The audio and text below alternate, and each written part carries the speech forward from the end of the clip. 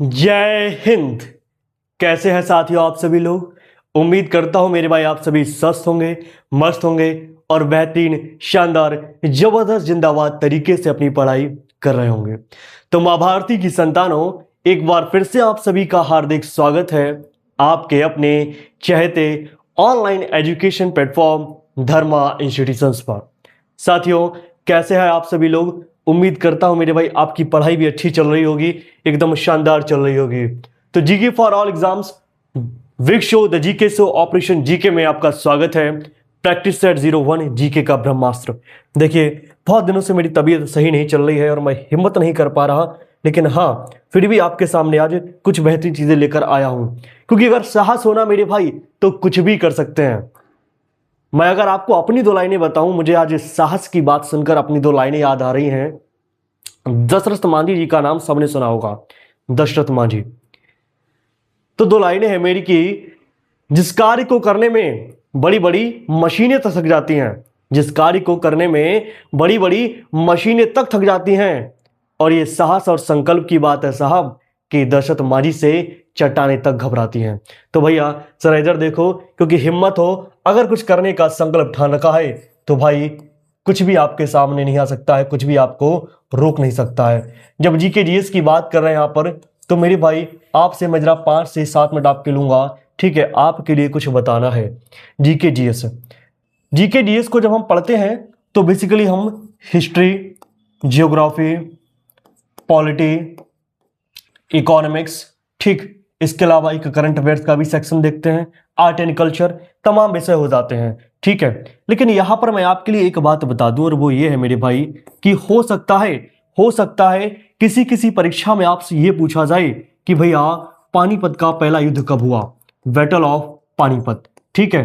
First battle of Panipat अगर आपसे पूछ ले किसी परीक्षा में, हो सकता है आपसे ये पूछा जाए कि फर्स्ट बैटल ऑफ पानीपत कब हुआ। छोटी सी बात एक मान लीजिए, कल के दिन किसी परीक्षा में बैटल ऑफ खानवा पूछ सकता है, ठीक है। बैटल ऑफ खानवा कब हुआ, या उससे अगली परीक्षा में हो सकता है आपसे अकबर की पॉलिसी के बारे में पूछ ले, ठीक है। कल के दिन आपसे यह भी हो सकता है कि आपसे राजा राम मोहन राय के बारे में पूछ ले। मेरे कहने का मतलब यह है कि ना तो आपको किसी टॉपिक के बारे में पता है, कुछ फिक्स नहीं है कहां से आपका क्वेश्चन आना है, यह है पहली चीज। दूसरा, हो सकता है किसी परीक्षा में आपसे यह पूछे कि आईएनसी भारतीय राष्ट्रीय कांग्रेस कब बनी। किसी परीक्षा में आपसे यह पूछ सकता है इसका पहला अधिवेशन कहां हुआ था।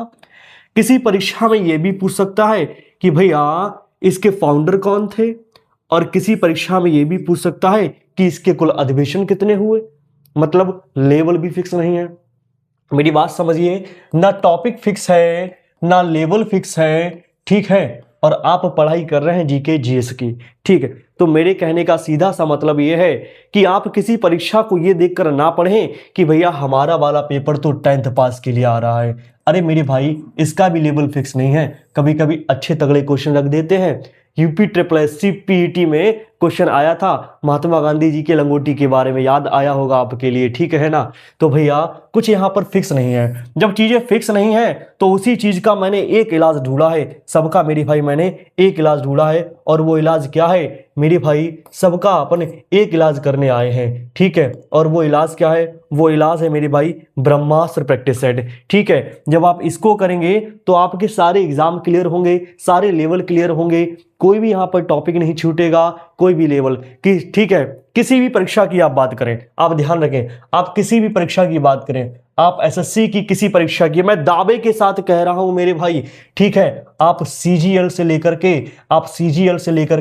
एसएससी की किसी परीक्षा, ठीक है, सबसे बड़ी परीक्षा का नाम लिख दिया मैंने, ठीक है। किसी भी परीक्षा की बात कर लें, आप यूपी ट्रिपल एससी की किसी भी परीक्षा की बात कर लें, ठीक है। मेरी बात समझ रहे हैं आप। लोअर पीसीएस की भी बात कर रहा हूं मैं, ठीक है। आप मेरे भाई बीपीएससी की कोई भी परीक्षा देख लें, आप बीपीएससी की कोई परीक्षा देख लें मेरे भाई, आप रेलवे की कोई परीक्षा देख लें, अगर आपको जीके जीएस से सवाल मिलेगा ना, तो इस प्रैक्टिस सेट से आपके सारे कंसेप्ट क्लियर होंगे, सारे टॉपिक क्लियर होंगे, आप भरोसा कीजिए, ठीक है। तो चलिए फिर शुरू करते हैं सर आज के हमारे पहले क्वेश्चन को। मेरे भाई मैं आपसे एक बात कह दूं कि हाँ, जितना मैंने बोला है उस पे आप सुनिए, उस पे गौर कीजिए, और इसके अलावा इस सेट को देखने के बाद आप खुद समझ जाएंगे कि मैंने क्या कहा है, कितना सही कहा है। ठीक है, 15 सेकंड का टाइम लगा है। माँ भारती की संतानों, आप भी ट्राई करो। ठीक है मेरे भाई, मेरे बंधु सखा, आप भी ट्राई करो। क्वेश्चन क्या है, भारत पाक सीमा की लंबाई कितनी है? आज के दिन आपसे पूछा गया है कि what is the length of Indo पाक बॉर्डर, भारत पाक सीमा की लंबाई कितनी है? घंटी बज चुकी है, चलिए फिर क्वेश्चन को शुरू करते हैं। कितने अच्छे यहां पर ऑप्शन है, आप देख रहे हैं। इन दो को तो हम हटा ही दे रहे हैं, ठीक है, इतना तो हो ही नहीं सकता है। और इन दो में क्या ऑप्शन रखा है मेरे भाई? टाइपिंग मास्टर को मेरे भाई 101 तोपों का सलाम है। ठीक है, देख रहे हैं आप, 3322 किलोमीटर, 3323 किलोमीटर, शानदार यहां पर। ठीक है, देखिए आज हम सभी की बात कर लेंगे, भारत के पड़ोसी मुल्कों के सभी के बॉर्डर की यहां पर बात कर लेंगे। ठीक है, जब हम भारत पाक सीमा की बात करते हैं, किसकी बात करते हैं? भारत पाक सीमा की बात करते हैं। ये 3323 किलोमीटर हो जाती है। ठीक, कितनी हो जाती है? 3323, यानी बी फॉर क्या हो जाएगा?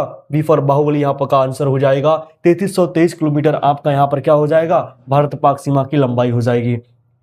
कल के दिन अगर आपसे पूछ ले कि भैया भारत अफगानिस्तान की सीमा की लंबाई बताओ, ठीक है, भारत अफगानिस्तान यानी इंडिया अफगानिस्तान बॉर्डर बताओ, तो आप 106 किलोमीटर बता दोगे मेरे भाई। क्या बता दोगे? 106 किलोमीटर बता दोगे। अगर आपसे भाई ये भी पूछ ले कि भारत चीन सीमा की लंबाई बताओ, किसकी? भारत चीन सीमा की लंबाई बताओ, तो आप क्या बता दोगे? 3488 किलोमीटर हो जाएगी। क्या हो जाएगी? 3488। अगर आपसे पूछ ले कि भारत नेपाल सीमा की लंबाई बताओ, तो आप कितनी बता दोगे? 1751 किलोमीटर बता दोगे। ठीक है, अगर कल के दिन आपसे पूछ ले कि भारत और भूटान सीमा की लंबाई बताओ, तो आप 699 किलोमीटर बता दोगे। अगर आपसे पूछ ले कि भारत और म्यांमार की लंबाई बताओ, ठीक है, तो 1643 किलोमीटर मेरे भाई बता दोगे। ठीक है, हमने यहां पर इंडिया पाकिस्तान, मेरे साथ बोलिए, ठीक है, आपको मुझे हर चीज याद करा देनी है। ठीक है, मेरे साथ बोलिए, भारत पाक सीमा की लंबाई कितनी है? सर, भारत पाक सीमा की लंबाई 3323 किलोमीटर है। भारत अफगानिस्तान की लंबाई कितनी है? 106 किलोमीटर है। भारत चीन की लंबाई कितनी है? 3488 किलोमीटर है। अगर कल के दिन भारत नेपाल की लंबाई पूछ ले तो 1751 बता देना। भारत भूटान पूछ ले तो 699 किलोमीटर बता देना। और भारत के साथ साथ यहां पर बांग्लादेश की पूछ ले, क्या लिखी नहीं मैंने? ठीक है, भारत बांग्लादेश रह गया शायद है। ठीक है, तो भारत बांग्लादेश भी लिख लो। अरे इसको भी छोड़ोगे? ठीक है, भारत बांग्लादेश की लंबाई, सबसे लंबा बॉर्डर तो इन्हीं के साथ है। ठीक है, 4096.7 किलोमीटर। ठीक है, ये हमारा भारत बांग्लादेश बॉर्डर भी हो गया। भारत म्यांमार 1643, क्या लिखा है? कहीं पर लिखा है। तो मैंने यहां पर सारे के सारे बॉर्डर यहां पर लिख दिए हैं। ठीक है, क्यों ना एक बार अच्छे से हम यहां पर देख लेते हैं। ठीक है, फिर से यहां पर एक बार देख लीजिए जरा। हमने बॉर्डर की बात करी है किसके साथ मेरे भाई? इंडिया के साथ। हिंदी में लिख चुका हूं, एक बार यहां पर देख लीजिए। इंडिया की यहां पर बॉर्डर लेंथ की बात कर रहे हैं सर। ठीक है, सबसे पहले हम किसके साथ बात कर रहे हैं? पाकिस्तान। फिर हम अफगानिस्तान की भी बात करेंगे। फिर हम यहां पर नेपाल की भी बात करेंगे सर। ठीक है, हम यहां पर चाइना की भी बात करेंगे। ठीक है, हम यहां पर किसकी बात करेंगे? इंडिया, पाकिस्तान, अफगानिस्तान, नेपाल, चाइना हो गया है। चलिए यहां पर म्यांमार की बात कर लेते हैं। ठीक है, यहाँ पर मेरे भाई भूटान की बात कर लेते हैं। ठीक है, भूटान हो गया है। अच्छा, और बांग्लादेश रह गया है भी। ठीक है, बांग्लादेश की बात कर लेते हैं। ठीक, यहाँ पर इस तरीके से। तो जब हम मेरे भाई इंडिया पाकिस्तान के बॉर्डर की बात करते हैं तो कितना हो जाएगा? 3323 किलोमीटर हो जाएगा। ठीक है, अच्छा, जब हम इंडिया अफगानिस्तान के बॉर्डर की बात करते हैं सर, तो वो कितना हो जाएगा? वो 106 किलोमीटर हो जाएगा सर। ठीक है, 106 किलोमीटर हो जाएगा। ठीक है, जब हम इंडिया नेपाल बॉर्डर की बात करते हैं सर, तो वो कितना हो जाएगा? 1751 किलोमीटर हो जाएगा। ठीक है सर। अच्छा, अगर इंडिया चाइना की बात कर लें तो वो कितना हो जाएगा? वो हो जाएगा 3488 किलोमीटर। ठीक है, तो ये भी आपको अच्छे से याद हो जाएगा। अगर आपसे इंडिया म्यांमार की बॉर्डर की बात पूछ ले तो आप क्या बता दोगे? आप बता दोगे 1643 किलोमीटर। ठीक है, तो ये भी आपको अच्छे से याद हो गया होगा। अगर आपसे इंडिया भूटान बॉर्डर की बात कर ले तो आप क्या बता दोगे? 699 किलोमीटर। उम्मीद करता हूं सर ये भी आपको अच्छे से याद हो गया होगा। अगर इंडिया बांग्लादेश की बात कर ले तो आप बता देंगे 4096.7 किलोमीटर। ठीक है, तो इस तरीके से मेरे भाई मैंने सभी पड़ोसी मुल्कों के यहाँ पर जो सीमा हमारी बनती है, जो बॉर्डर हमारा बनता है, वो मैंने आपके लिए अच्छे से यहाँ पर बता दिया है। ठीक है, आप अच्छे से इसके लिए याद मेरे भाई कर सकते हैं। ठीक है, और ये क्या है, ये सर बॉर्डर लेंथ है। क्या है, बॉर्डर लेंथ लिख देता हूं यहाँ पर। ठीक है, कल के दिन अगर आप भूल जाएं कि ये क्या था, ये बॉर्डर लेंथ है। ठीक, तो ये आपको अच्छे से याद मेरे भाई कर लेनी है। चलिए फिर दूसरे क्वेश्चन पर आते हैं। सर आज किसकी बात करेंगे, आज दूसरे सवाल की यहाँ पर बात करते हैं। आज इसकी बात करते हैं, क्या पूछा गया है आपसे। ठीक है, जरा देखिए, त्रिशूल ग्लेशियर भारत के किस राज्य में स्थित है, इन विच स्टेट ऑफ इंडिया त्रिशूल ग्लेशियर इज सिचुएटेड। ठीक है, आपसे आज ग्लेशियर की बात करी है, कुछ भी यहाँ पर छूटने वाला नहीं है, एक एक टॉपिक कराएंगे और अच्छे से कराएंगे। ठीक है, त्रिशूल ग्लेशियर की यहाँ पर बात चल रही है। ठीक है, तो मेरे भाई त्रिशूल ग्लेशियर कहाँ है मेरे भाई, क्या उत्तर प्रदेश में है? अरे ये तो हो ही नहीं सकता है, हिमाचल प्रदेश, उत्तराखंड, जम्मू कश्मीर, खेलने वाले ऑप्शन आ गए। क्या लगा दीजिए सर, सर देवभूमि उत्तराखंड चलते हैं। कहाँ चलते हैं सर, सर देवभूमि उत्तराखंड चलते हैं। आज किसकी बात चल रही है, आज मेरे भाई देवभूमि उत्तराखंड की यहाँ पर बात चल रही है। ठीक है, तो क्यों ना उत्तराखंड के सारे इंपॉर्टेंट ग्लेशियर्स को देख लिया जाए। ठीक है, आज किसकी बात चल रही है, आज उत्तराखंड की बात चल रही है। ठीक है, तो क्यों ना उत्तराखंड के सारे इंपॉर्टेंट ग्लेशियर्स को यहाँ पर देख लिया जाए। ठीक है, उत्तराखंड अकेले लिखा हुआ अच्छा नहीं लिखता है, चलिए यहाँ पर लिख देता हूं मैं देवभूमि उत्तराखंड, कि मेरा फेवरेट स्टेट है। ठीक है, देवभूमि उत्तराखंड। चलिए फिर उत्तराखंड की यहाँ पर बात करते हैं। जब उत्तराखंड में इंपॉर्टेंट ग्लेशियर्स की बात करेंगे सर, तो सबसे पहले यहाँ पर क्या देखेंगे, आप देखेंगे नॉर्थ नंदा देवी ग्लेशियर।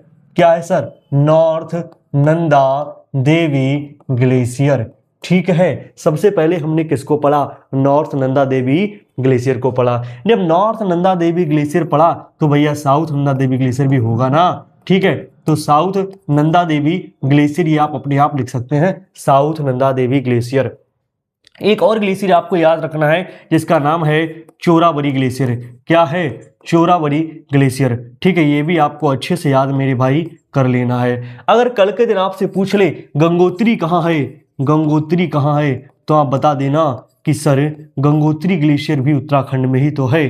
ठीक है, अगर आपसे पूछ ले सतोपंथ ग्लेशियर कहाँ है, सतोपंथ ग्लेशियर कहाँ है, तो भाई उत्तराखंड चले जाना, देवभूमि उत्तराखंड चले जाना। अगर आपसे पूछ ले मीलम ग्लेशियर कहाँ है, तो इसके लिए भी आप कहाँ जाओगे सर, उत्तराखंड ही तो जाओगे। अगर आपसे पूछ ले पिंडारी ग्लेशियर कहाँ है, तो इसके लिए भी कहाँ जाओगे, उत्तराखंड ही तो जाओगे।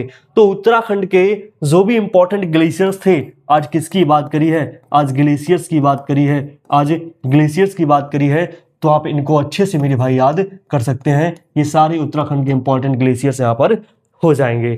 चलिए फिर नेक्स्ट क्वेश्चन पर आते हैं। मेरे भाई उम्मीद करता हूं आपको चीजें क्लियर हो रही होंगी, समझ आ रही होंगी, शानदार यहाँ पर लग रही होंगी। तीसरे क्वेश्चन की आज अपने लोग यहाँ पर बात करते हैं, थर्ड क्वेश्चन। ठीक है, ये तो तीसरा त्रिशूल वाला हम कर चुके हैं। ठीक है, नेक्स्ट क्या है, पश्चिम बंगाल, झारखंड, ओडिशा और असम में स्थानीय पवनों को कहा जाता है। Local winds in West Bengal, Jharkhand, Odisha and Assam are known as loo, nor'westers, काल वैसाखी एंड ट्रेड विंड्स। तो इसका आंसर क्या हो जाएगा, इसका आंसर हो जाएगा मेरे भाई नॉर्वेस्टर्स। क्या हो जाएगा सर, नॉर्वेस्टर्स हो जाएगा। जब काल वैसाखी की बात करते हैं तो बेसिकली स्पेशली हम यहाँ पर असम एंड वेस्ट बंगाल की बात करते हैं। ठीक है, वेस्ट बंगाल की बात करते हैं, किसकी बात करते हैं, वेस्ट बंगाल की यहाँ पर बात करते हैं। लू आपने पढ़ा होगा कि भैया पंजाब प्लेन से लेकर के, ठीक है, प्लेन क्षेत्र में पंजाब से लेकर के बिहार के मैदानों में, ठीक है, बिहार के मैदानों में जो गर्मियों में यहाँ पर तमाचे लगते हैं ना, वो यहाँ पर लू की वजह से लगते हैं। लू यहाँ पर गर्म हवा होती है। ठीक है, तो ये आप अच्छे से इनको भी याद कर सकते हैं। नेक्स्ट मेरे भाई क्या है, निम्नलिखित में से कौन सा मृदा निर्माण का कारक नहीं है, which among the following is not the factor for soil formation. आज आपसे पूछा गया है कि भैया जो मिट्टी बन रही है ना, उसके यहाँ पर फॉर्मेशन में कौन सा फैक्टर नहीं है। ठीक है, सबसे पहले इसका जवाब लगा देते हैं, क्या क्लाइमेट है, क्या टाइम, क्या पेरेंट रॉक, क्या वेदर। भाई वेदर बदलता रहता है, मौसम क्या है, मौसम बदलता रहता है मेरे यार, बदलना जाना मौसम की तरह। तो भैया मौसम बहुत बदलता है और जो चीज लगातार बदल रही है, क्या मिट्टी रोज बदलती है, नहीं ना, लेकिन मौसम रोज बदल रहा है। अगर मौसम रोज बदल रहा है तो कौन सा मृदा निर्माण का कारक नहीं है सर, वेदर नहीं होगा। वैसे भी यहाँ पर आप देख रहे हैं climate and weather both are options, दोनों ऑप्शनों में है, और जब दोनों ऑप्शनों में है तो इनमें से एक को तो हटना पड़ेगा सर। सर वेदर यहां पर हट जाएगा, ठीक है। अब आज किसकी बात कर रहे हैं? आज सर सॉइल फॉर्मेशन की बात कर रहे हैं। किसकी बात कर रहे हैं? मिट्टी के निर्माण की यहां पर बात कर रहे हैं। तो सॉइल फॉर्मेशन में जो भी फैक्टर्स हैं जरा उनकी यहां पर बात कर लेते हैं। एक टाइम रहता है, एक टाइम रहता है भाई, कितनी यहां पर मिट्टी पुरानी है, ठीक है, डिपेंड करता है टाइम जो है ना, उससे आपको ये पता चलता है मिट्टी कितनी पुरानी और मिट्टी यहाँ पर कितनी मोटी परत यहाँ पर मिट्टी की हो चुकी है, ठीक है। तो जो टाइम से बेसिकली हम सॉइल की थिकनेस को यहाँ पर देख पाते हैं, ठीक है, सॉइल की थिकनेस को यहाँ पर देख पाते हैं। नेक्स्ट हमारे सामने क्या हो जाएगा? नेक्स्ट हमारे सामने क्या हो जाएगा सर? क्लाइमेट हो जाएगा, ठीक है। क्लाइमेट से बेसिकली देखो क्लाइमेट कहां पर मैटर करता है, क्योंकि रॉक जो है ना उसमें जो सॉइल जो है उसमें जो रॉक है ना ये भी बहुत मैटर करती है कि कौन सी रॉक से यहाँ पर वो सॉइल बनी है, कौन सी चट्टानों से वो मिट्टी बनी है, इसमें भी यहाँ पर बहुत मैटर करती है। अब ये जो रॉक है, ये जो चट्टानें ये टूटेंगी तो टूटने में क्लाइमेट का रोल रहता है सर, टूटने में यहाँ पर क्लाइमेट का रोल रहता है। जब ये चट्टानें टूटेंगी तो ये चट्टान जो बेसिकली ये सॉइल को कलर प्रोवाइड कराती है, कौन से कलर की सॉइल होगी यहां से पता चलती है। इसकी जो केमिकल प्रॉपर्टीज हैं, ठीक है, अगर मैं बात करूं रॉक के फैक्टर की अगर बात कर लूं, ठीक है, तो रॉक जो सॉइल में बहुत बड़ा फैक्टर है। यहां पर इसकी जो केमिकल प्रॉपर्टीज हैं, केमिकल जो प्रॉपर्टीज हैं, ठीक है, केमिकल जो प्रॉपर्टीज हैं सॉइल की वो यहाँ पर रॉक पे डिपेंड करती हैं। तो इस तरीके से आप देख पाते हैं कि भैया जो क्लाइमेट है ये होगा एक फैक्टर, टाइम है ये भी होगा, पेरेंट रॉक भी होगा, ठीक है, रिलीफ फीचर्स भी एक फैक्टर यहां पर रहता है, ठीक है, फ्लोरा एंड फौना की प्रेजेंस यहां पर फैक्टर रहता है। ये तमाम फैक्टर हैं जो सॉइल की फॉर्मेशन में यहां पर हेल्प करते हैं मेरे भाई। नेक्स्ट देखो, अब ये वाले जो क्वेश्चन है ना, ये जो क्वेश्चन है ये सीजीएल लेवल के ही क्वेश्चन है, ठीक है, ये आपके एसएससी जीडी वगैरह में आने वाले नहीं है, ठीक है। जीडी में तो आपसे सीधे सवाल पूछेगा, ठीक है, ये पूछ सकता है, ठीक है, और ये सवाल पूछ सकता है जो सीधे सीधे सवाल हैं, लेकिन जहां पर थोड़ी भी घूमी हुई चीजें होंगी, जहां पर हम किसी कंसेप्ट की बात करेंगे, ठीक है, वहां पर हम थोड़े एग्जाम का लेवल बढ़ा देंगे। चलिए फिर नेक्स्ट देखते हैं, प्रशासन के आधार पर निम्नलिखित में से कौन सा वन वर्गीकरण का प्रकार नहीं है? Which among the following is not the kind of forest classification on the basis of administration? Reserved, protected, commercial, unclassified. We have both. We have 4 options. ठीक है, क्वेश्चन फिर से एक बार देखिए, प्रशासन के आधार पर, ठीक है, कि हम उसको कैसे रूल कर रहे हैं, उसको कैसे गवर्न कर रहे हैं, हम उसको कैसे चला रहे हैं, एडमिनिस्ट्रेशन के बिहाफ पर, ठीक है, on the basis of administration यहां पर पूछा गया है, on the basis of administration, ठीक है, हमसे फॉरेस्ट का यहां पर पूछा गया कि is not the kind of forest classification, इसमें से कौन सा नहीं है। इसका मतलब क्या है? जब हम बात करते हैं किसकी, जब हम बात करते हैं sir on the basis of, on the, मैं यहां पर लिख देता हूं, ठीक है, on the basis of administration, ठीक है, on the basis of administration. जब हम एडमिनिस्ट्रेशन के बिहाफ पर बात करते हैं, जब हम एडमिनिस्ट्रेशन के बिहाफ पर बात करते हैं तो सर हमारे सामने जो फॉरेस्ट निकल कर आते हैं, एक आता है रिजर्व्ड, क्या आता है सर? एक आता है रिजर्व्ड, एक आता है सर प्रोटेक्टेड, क्या आता है सर? एक आता है सर प्रोटेक्टेड, और एक क्या आता है सर? एक आता है सर अनक्लासिफाइड, क्या आता है सर? अनक्लासिफाइड। इसका मतलब कॉमर्शियल इसका आंसर हो जाएगा, कॉमर्शियल नहीं होता है, ठीक है। रिजर्व्ड होते हैं, रिजर्व्ड होते हैं, प्रोटेक्टेड होते हैं, अनक्लासिफाइड होते हैं, ये 3 ही हमारे पास प्रकार होते हैं। और आपके लिए एक बात और बता दूं सर, ये जो रिजर्व्ड होते हैं ना, यहाँ पर आप ना तो ग्रेजिंग कर सकते हैं, कोई भी यहाँ पर चारा नहीं होगा, आप यहाँ से वुड कलेक्शन नहीं कर सकते हैं। अगर आप जंगल के आस पड़ोस रहते हैं, आपका मन हुआ कि चलो वहां आज आंधी आई थी, आम गिर गए उठाने चल रहे हैं, तो आप यहाँ नहीं जा पाएंगे सर, ठीक है, यहाँ आपके लिए परमिशन नहीं होती है।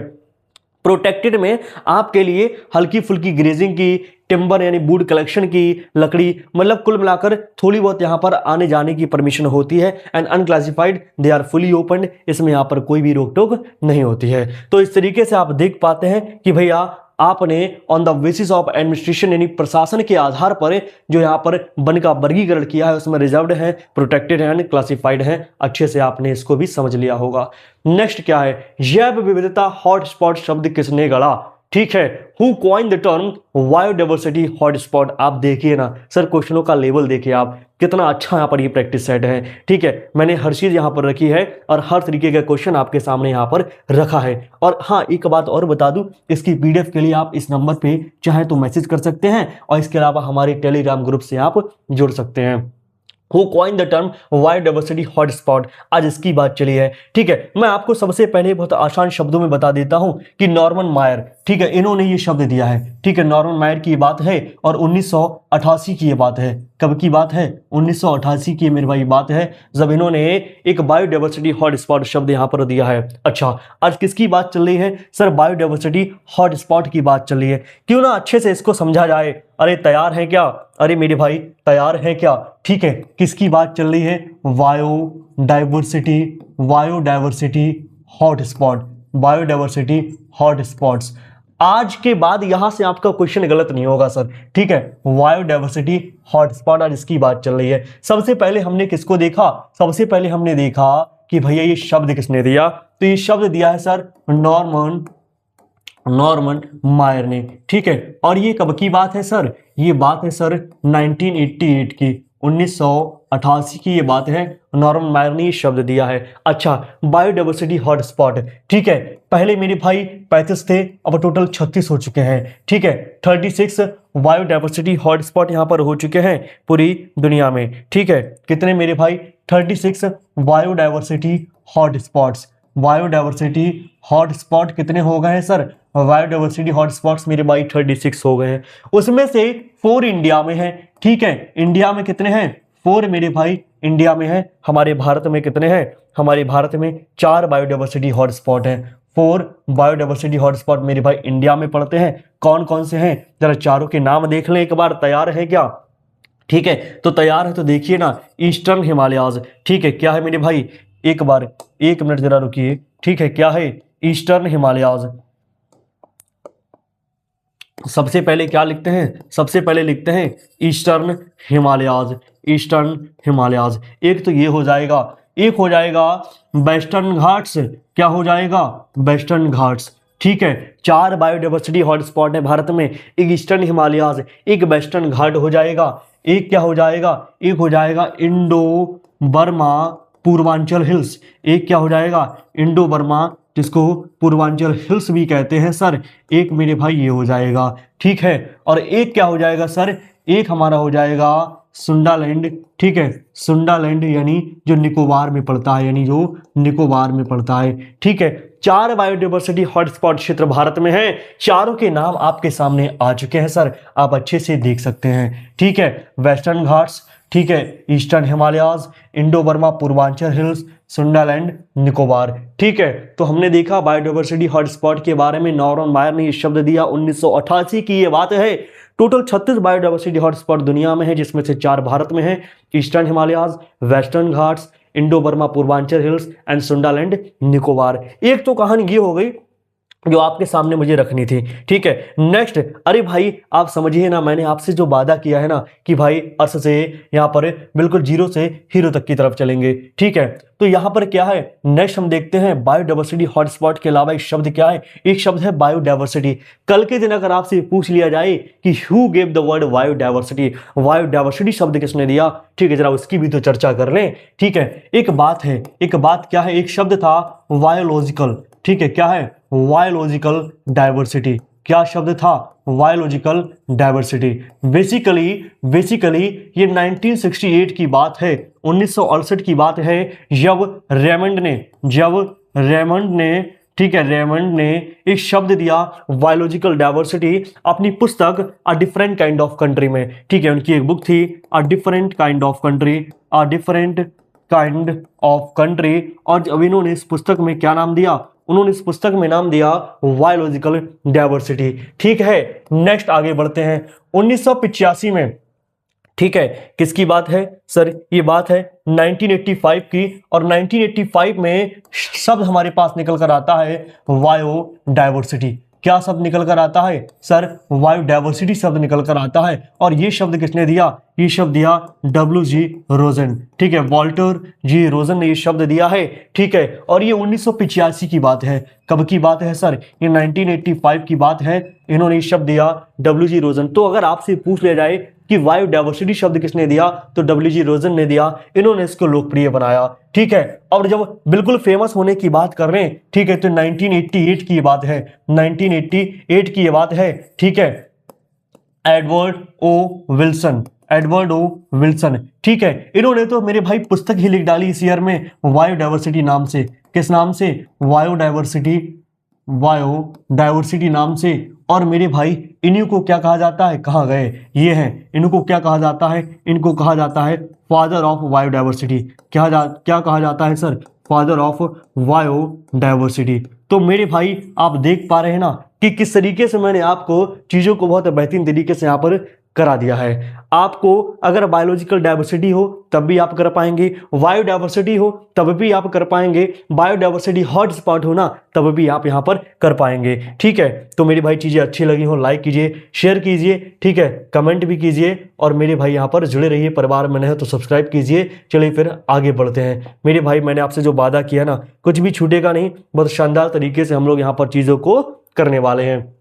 निम्नलिखित में से किस नदी में वृक्ष के समान जल निकासी पैटर्न है? Which among the following river has dendritic drainage pattern. आपसे पूछा गया है कि कौन सी नदी का जो पैटर्न है वो डेंड्रिटिक है यानी वृक्ष के समान है। क्या इंडस है, क्या गंगा है, क्या यमुना है? ऑल ऑफ दीज है। ठीक है, तो ये तो इंडस का भी है, गंगा के भी है, ठीक है, यमुना का भी, यानी ऑल ऑफ दीज हो जाएगा यहाँ पर। ठीक है, किसकी बात कर रहे हैं? आज बात कर रहे हैं डेंड्रिटिक ड्रेनेज पैटर्न की। ठीक है, मैं यहाँ पर लिख देता हूं, डेंड्रिटिक ड्रेनेज पैटर्न की बात कर रहे हैं सर। किसकी बात कर रहे हैं? डेंड्रिटिक ड्रेनेज पैटर्न की यहां पर बात कर रहे हैं। ठीक है, डेंड्रिटिक ड्रेनेज पैटर्न की यहां पर बात कर रहे हैं। ठीक है, तो आपके सामने क्या हो जाएगा सर? सर इंडस यानी इसका भी पैटर्न कुछ ऐसा ही है। सर गंगा यानी इसका भी पैटर्न कुछ ऐसा ही है। सर इसके अलावा आप किसकी बात करें? आप गोदावरी की बात कर लीजिए ना सर, उसका भी पैटर्न कुछ ऐसा है। आप कावेरी की बात कीजिए ना सर, उसका भी पैटर्न कुछ ऐसा ही है। ठीक है, तो मेरे भाई इंडस हो गया, गंगा हो गया, कावेरी हो गया,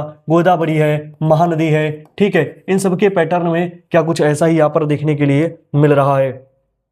ठीक है, इसको यहाँ पर नहीं लिख रहे हैं। ठीक है, इसको यहाँ पर नहीं लिख रहे हैं। हाँ, अब ये हमारे सामने पैटर्न हो गए हैं, इंडस, गंगा, कावेरी, गोदावरी। ये जो मेरे भाई 4 नदियां मैंने लिखी हैं, ये मेरे भाई बहुत इंपॉर्टेंट हो जाती हैं इस पैटर्न के भी यहाँ पर, और आपसे खूब क्वेश्चन यहाँ से पूछा जाता है। चलिए फिर आगे बढ़ते हैं, और आगे हमसे यहाँ पर क्या पूछा गया है? आगे हमसे पूछा गया है किस राज्य में जलवृत्त मानचित्रण की शुरुआत की? ठीक है, किस राज्य ने जलवृत्त मानचित्रण की शुरुआत की? Which state introduced aquifer mapping? ठीक है, उत्तर प्रदेश, बिहार, हरियाणा, पंजाब। आप क्वेश्चन का लेवल देखिए सर, कितना यहाँ पर शानदार सवाल है। सीजीएल के लेवल का यहाँ पर सवाल है। ठीक है, यूपीपीसीएस लोअर के लेवल का यहाँ पर सवाल है, किस राज्य ने जलवृत्त मानचित्रण की शुरुआत की? यानी which state introduced aquifer mapping. Basically aquifer का मतलब क्या होता है ना, वो चट्टाने, वो परतें जो मेरे भाई पानी रोक सकें।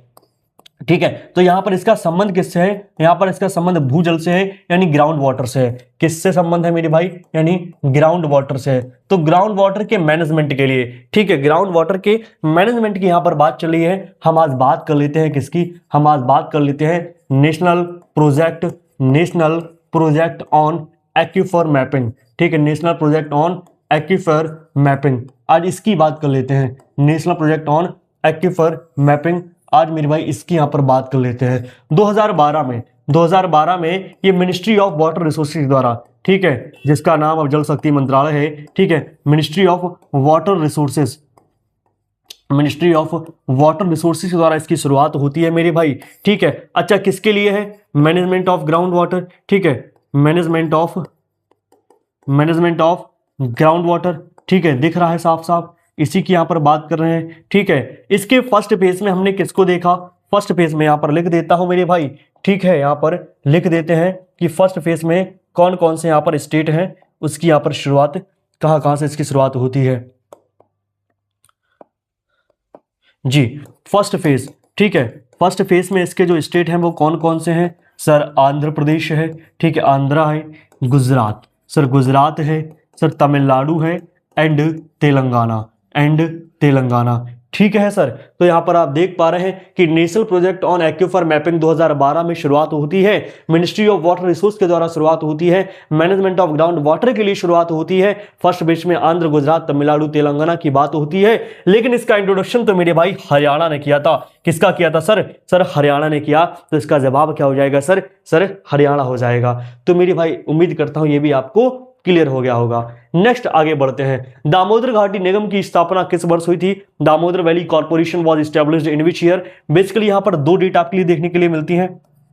एक आप देखेंगे एक आप क्या देखेंगे, एक आप देखेंगे 7 जुलाई 1948, ठीक है, और एक 18 फरवरी 1948, 18 फरवरी 1948, ठीक है। बेसिकली ये एग्जिस्टेंस में इस डेट के लिए आया था, ठीक है, इस डेट से इसकी यहाँ पर शुरुआत है, ठीक है, लेकिन इसका जो बिल है वो 18 फरवरी 1948 को पास हो गया था, ठीक है। तो यहाँ पर इसका बिल पास हुआ था, यहाँ पर इसका बिल पास हुआ था, और यहाँ पर ये एग्जिस्टेंस में आया था, यहाँ पर ये एग्जिस्टेंस में आया था। हमसे तो सर ईयर पूछा गया, 1948 की ये बात है, ठीक है। यूएसए की टेनेसी रिवर वैली के प्रोजेक्ट के बिहाफ पर उसी के पैटर्न पर भारत में 18 फरवरी 1948 को एक बिल पास होता है दामोदर वैली कॉर्पोरेशन का, ठीक है। और यहाँ पर मेरे भैया 7 जुलाई 1948 को इसकी शुरुआत हो जाती है। तो ये लिख देते हैं ना, ठीक है, on the pattern of Tennessee, ठीक है, on the pattern of Tennessee river valley project of USA, ठीक है, प्रोजेक्ट ऑफ यूएसए, ठीक है। यूएसए के जो टेनेसी रिवर वैली प्रोजेक्ट है ना, यूएसए की टेनेसी जो रिवर वैली प्रोजेक्ट है, टेनेसी रिवर वैली प्रोजेक्ट है, ठीक है, टेनेसी नदी घाटी जो परियोजना है उसी के बिहाफ पर इसकी शुरुआत होती है। आज आगे बढ़ते हैं। आज हमसे और क्या पूछा गया है, भारत में कितने सूक्ष्म कृषि क्षेत्र हैं, how many micro agricultural regions are in India. आप सवालों को देखिए ना सर, शुरू के 2-3 सवाल देखकर आपको लगा होगा कि ये तो हमने सब पढ़ रखा है, अब जरा लेवल देखिए सवालों का, ठीक है। How many micro agricultural regions are in India, Bharat में कितने सूक्ष्म कृषि क्षेत्र हैं, क्या 40 हैं, 50 हैं, क्या 60 हैं, क्या 70 हैं। ये 1968 की बात है। कब की बात है सर, ये 1968 की बात है, यानी 1968 की बात है, जब P Sengupta and G Sdasyuk ने मेरे भैया जी सदायुक, एक मिनट रुकिए, जी सदायुक, ठीक है, जी सदायुक, इन दोनों लोगों ने 1968 में ये बताया, क्या बताया, कि भारत में मेरे भैया 60 कितने हैं, 60 सूक्ष्म कृषि क्षेत्र हैं, ठीक है। 60 micro agriculture regions are in India, और ये किसने बताया, 1968 में P Sengupta and G Sdasyuk ने बताया, ठीक है। अगर कल के दिन आपसे पूछ लिया जाए एग्रो क्लाइमेटिक जोन्स कितने इंडिया में, ठीक है, एग्रो क्लाइमेटिक जोन्स अगर ये पूछ ले तो कितनी हो जाएंगी सर, 15 हो जाएंगी प्लानिंग कमीशन के अनुसार, ये प्लानिंग कमीशन ने बताया। अगर आपसे पूछ ले ग्रेनरी ऑफ इंडिया किसे कहा जाता है, ठीक है, क्या मेरे भाई, ग्रेनरी ऑफ इंडिया। चलो 2 सवाल मैं आपके लिए छोड़ता हूं, एक ग्रेनरी ऑफ इंडिया आपके लिए छोड़ता हूं और एक आपसे पूछता हूं ग्रेनरी ऑफ साउथ इंडिया, ठीक है, ग्रेनरी ऑफ साउथ इंडिया। ये दोनों सवाल मेरे भाई आप बताएंगे। आगे बढ़ते हैं, ठीक है। आज आपसे नेक्स्ट क्या पूछा गया है सर, नेक्स्ट पूछा गया है हु बिल्ड सांची स्तूपा। अब इतिहास की तरफ अपना कदम बढ़ाते हैं। आज पूछा गया है सांची स्तूप का निर्माण किसने करवाया, क्या अशोक ने करवाया, क्या अकबर ने करवाया, क्या कनिष्क ने करवाया, क्या बीरबल ने करवाया। तो सांची स्तूप के लिए आप कहां जाओगे सर, अशोक की तरफ चले जाओगे, ठीक है। अगर आपसे पूछ ले अमरावती स्तूप के बारे में, किसके बारे में सर, अमरावती स्तूप के बारे में अगर पूछ ले, ठीक है, अमरावती स्तूप, तो आप क्या बताओगे, आप बताओगे सातवाहनाज, ठीक है, इसका निर्माण सातवाहनाज ने करवाया, सातवाहनों ने करवाया। अगर आपसे पेशावर स्तूपा की बात कर ले, ठीक है, पेशावर स्तूप की अगर बात कर ले तो पेशावर स्तूप का निर्माण किसने करवाया सर, कनिष्क ने करवाया। सर किसने करवाया, सर कनिष्क ने करवाया। अगर कल के दिन आपसे मेरे भाई भरत स्तूपा की बात कर ले, किसकी बात कर ले, भरत स्तूप की बात कर ले, तो आप क्या बताओगे, अशोक ने इसका निर्माण शुरू करवाया था, अशोक ने शुरू करवाया था, लेकिन इसको कंप्लीट किसने करवाया, शुंग वंश के राजाओं ने करवाया,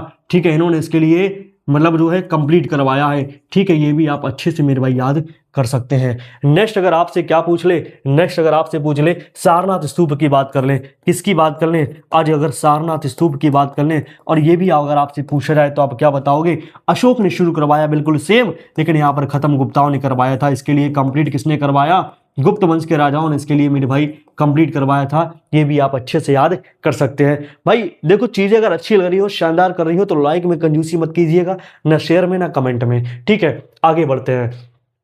भारत के किस राज्य में भीमबेटका गुफाएं पाई जाती हैं, in which state of India Bhimbetka caves are found. कितना प्यारा सवाल है, कितना न्यारा सवाल है, और ये भी मेरे भैया खूब बनता है। आज भीमबेटका की बात कर रहे हैं, क्यों ना अच्छे से बता दे, तैयार हैं क्या, तैयार हैं क्या, ठीक है, तैयार हैं क्या। भीमबेटका के पेंटिंग्स, भीमबेटका गुफा चित्रों की बात कर रहे हैं, यानी भीमबेटका के पेंटिंग्स की सर बात कर रहे हैं। जरा ध्यान दीजिए इधर, इधर मेरे भाई आप लोग ध्यान दीजिए, भीमबेटका गुफाओं की बात कर रहे हैं। सबसे पहले ये पूछ ले कि ये कहाँ है, तो ये एमपी मध्य प्रदेश के रायसेन जिले में पड़ते हैं। ठीक है, कहाँ पड़ते हैं सर, कहाँ पड़ते हैं सर, मध्य प्रदेश, भारत के मध्य प्रदेश के रायसेन जिले में। ठीक है, रायसेन जिले में मेरे भाई ये पढ़ते हैं। ठीक है, रायसेन जिले में ये पढ़ते हैं। नेक्स्ट अगर आपसे पूछ ले क्या इससे संबंधित कोई वाइल्ड लाइफ सेंचुरी है, जी हाँ बिल्कुल है। ठीक है, रातापानी वन्य जीव अभयारण्य। ठीक है, रातापानी वन्य जीव अभयारण्य। ठीक है, रातापानी वन्य जीव अभयारण्य जो है मेरे भाई वो इसी के अंदर मेरे भाई ये भीमबेटका केव्स यहाँ पर पाई जाती हैं। नेक्स्ट अगर आपसे पूछ ले कि भैया इनको खोजा किसने, तो ये 1957 की ये बात है, वी.एस. बाकणकर। ठीक है, विष्णु श्रीधर वाकणकर जी ने इनके लिए खोजा है। किसने खोजा है, विष्णु श्रीधर वाकणकर जी ने इसके लिए खोजा है। अगर कल के दिन आपसे पूछ ले तो आप अच्छे से बता देंगे कि विष्णु श्रीधर वाकणकर जी ने मेरे भैया भीमबेटका की गुफाओं की यहाँ पर खोज करी है। और इस मेरे भाई 1975 में इनके लिए पद्मश्री भी मिल चुका है। क्या मिला है, पद्मश्री। ठीक है, 1975 में इनके लिए पद्मश्री भी यहां पर मिल चुका है। नेक्स्ट अगर आपसे पूछ ले तो भैया इसको जू रॉक शेल्टर भी कहते हैं। क्या कहते हैं, जू रॉक शेल्टर भी मेरे भाई इनके लिए कहते हैं। किनको, भीमबेटका की गुफाओं के लिए। ठीक है, और मेरे भैया 700 से ज्यादा यहाँ पर गुफाएं, तकरीबन 750। ठीक है, जिसमें से 400 के आसपास यहाँ पर चित्र भी पाए गए हैं। और नेक्स्ट अगर आपसे ये पूछ ले तो आप एक क्वेश्चन और भी बता देना, बड़ा प्यारा सा यहाँ पर सवाल है। ठीक है, और वो क्या है कि ऑस्ट्रेलिया के सवाना रीजन की जो पेंटिंग है ना, ठीक है, paintings of savanna region of Australia, paintings of savanna regions of Australia. ठीक है, ऑस्ट्रेलिया के जो सवाना रीजन्स की जो पेंटिंग्स है ना मेरे भाई वो बिल्कुल सिमिलर हैं। ठीक है मेरे भाई, इन दोनों में सिमिलरिटी पाई जाती है। ठीक है, तो भीमबेटका के पेंटिंग्स जो हैं उनकी यहाँ पर सिमिलरिटी पाई जाती है। ठीक है, अच्छा एक क्वेश्चन और भी बड़ा प्यारा सा है, यूनेस्को वर्ल्ड हेरिटेज साइट में इसके लिए कब शामिल किया गया, 2003 की ये बात है। कब की बात है, 2003 की मेरे भाई ये बात हो जाती है। तो आप देख रहे हैं भीमबेटका के पेंटिंग्स के बारे में आपने क्या पढ़ा, ये कहाँ है, तो भैया मध्य प्रदेश के रायसेन जिले में पड़ते हैं, रातापानी वन्य जीव अभयारण्य के अंदर आते हैं। ठीक है, 1957 में इनको विष्णु श्रीधर वाकणकर जी के द्वारा खोजा जाता है और 1975 में इनको पद्मश्री भी मिल चुका है। ठीक है, और ऑस्ट्रेलिया की जो सवाना रीजन की जो पेंटिंग्स हैं उनसे मेरे भैया इनकी सिमिलरिटी है, जू रॉक शेल्टर भी कहते हैं। 700 के प्लस आसपास यहां पर मेरे भैया गुफाएं हैं और 2003 में इनके लिए यूनेस्को विश्व धरोहर स्थल में शामिल किया गया है। क्या लगा, अच्छा लगा, कैसा लगा मेरे भाई, आगे बढ़ते हैं। ठीक है, लाइक कमेंट शेयर में मेरे भाई कोई कंजूसी नहीं करने का। ठीक है, यहाँ पर आपके लिए मैं अच्छे से यहाँ पर क्वेश्चन कराया जा रहा हूँ। ठीक है, तो भीमबेटका वाला सवाल हमारा यहाँ पर हो चुका है। नेक्स्ट आगे बढ़ते हैं और आज आगे हमसे क्या पूछा गया जरा देखते हैं। मोढेरा सूर्य मंदिर का निर्माण किसने करवाया था, who built Modhera sun temple. ठीक है, मोढेरा के सूर्य मंदिर का निर्माण किसने करवाया, क्या चालुक्याज ऑफ बदामी ने करवाया, क्या सोलंकीज ऑफ गुजरात ने करवाया, क्या चंदेलाज ऑफ बुंदेलखंड ने करवाया, या माइटी मुगल्स ने करवाया। ठीक है, तो इसका आंसर क्या हो जाएगा, सोलंकीज ऑफ गुजरात। ठीक है, मोढेरा सूर्य मंदिर का निर्माण किसने करवाया, मेरे भाई गुजरात के सोलंकियों ने यहाँ पर करवाया है। अगर आपसे पूछ ले मीनाक्षी मंदिर का निर्माण किसने करवाया, ठीक है, मीनाक्षी मंदिर का निर्माण किसने करवाया, तो आप क्या बताओगे, आप बताओगे तिरुमाला नायक। ठीक है, क्या बताओगे मेरे भाई, आप बताओगे तिरुमाला नायक। ठीक है, मीनाक्षी मंदिर का निर्माण किसने करवाया, मीनाक्षी मंदिर का निर्माण तिरुमाला नायक ने करवाया। ठीक है, ये नायक वंश के राजा थे तिरुमाला नायक, जिन्होंने मीनाक्षी मंदिर का निर्माण करवाया।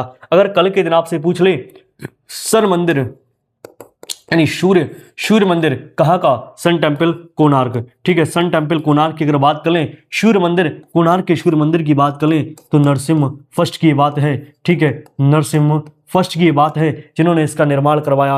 अच्छा, आप मुझे कमेंट बॉक्स में बताइए सूर्य मंदिर को यूनेस्को वर्ल्ड हेरिटेज साइट में कब शामिल किया गया है। ठीक है, अच्छा एक बात बताएं, भगवान सूर्य की जो यहाँ पर प्रतिमा है ना उसका निर्माण मेरे भाई कश्मीर में हुआ था 8वीं शताब्दी के आसपास और बाद में इसको यहाँ लाया गया।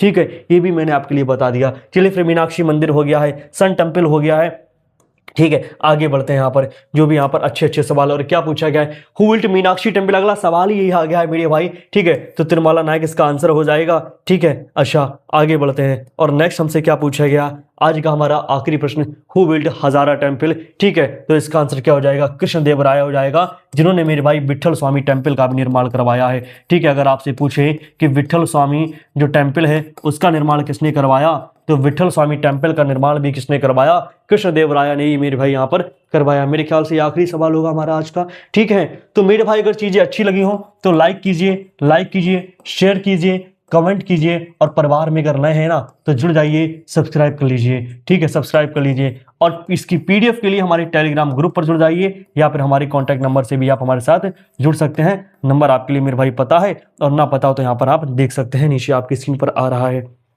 तो भाई उम्मीद करता हूँ चीज़ें यहाँ पर शानदार लगी होंगी, ज़बरदस्त लगी होंगी। ठीक है, प्रैक्टिस सेट में हम लोग क्वेश्चन भी अभी बढ़ाएंगे। ठीक है, धीरे धीरे करके लेवल भी थोड़ा बढ़ाएंगे। ठीक है, चीज़ों को व्यवस्थित तरीके से रखेंगे, एकदम ऐसा नहीं कि आपका दिमाग खराब हो जाए, और एकदम ऐसा भी नहीं कि सब कुछ आसान आपके सामने आ जाए। ठीक है, आप देख रहे हैं हमने यहाँ भी लेवल वाइज चीज़ें रखी हैं, आपको सेट लगाते मज़ा आया होगा। तो भाई पढ़ाई करते रहिए शानदार तरीके से, परीक्षा चाहे कोई सी भी हो, प्रैक्टिस सेट जीके जीएस का अगर आपने ये लगा लिया तो आपका कल्याण निश्चित है। चलिए फिर मिलते हैं नेक्स्ट वीडियो में। हमेशा की तरह कमेंट बॉक्स में लिख दीजिए, भारत माता की जय।